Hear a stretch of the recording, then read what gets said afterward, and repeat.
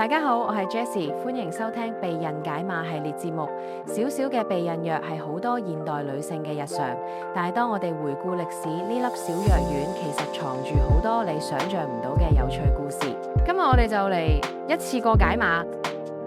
第一個故事呢，你可能唔信避孕藥嘅老祖宗竟然係一種叫墨西哥野山藥嘅植物。喺1940年代，有位美國化學家發現呢種山藥入邊含有製造孕激素嘅關鍵成分，佢成功咁從裡面提取出合成孕激素嘅方法。呢項突破令之後嘅科學家可以繼續研發同埋試驗，最終誕生咗第一粒口服避孕藥。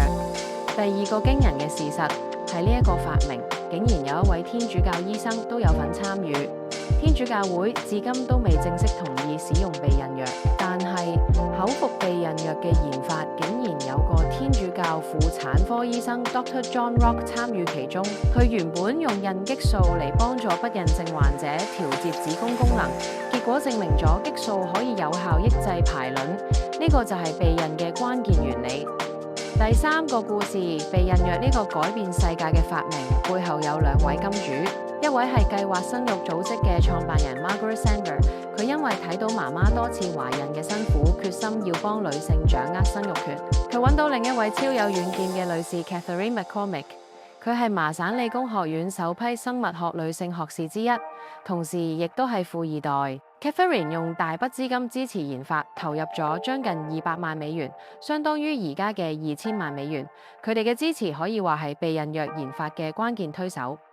第四個故事係避孕藥啱啱出現嗰陣，其實係以月經調節藥嘅名義售賣。喺1957年，第一款避孕藥 Enovit 啱啱推出市場嗰陣，並冇被官方正式認證為避孕藥，而係以月經失調治療藥嘅身份進入市場。雖然包裝冇明確標示避孕用途，但藥廠同醫生私底下暗示佢能夠防止懷孕，於是好多女仔心照不宣咁以調經名義使用，實際目的就係避孕。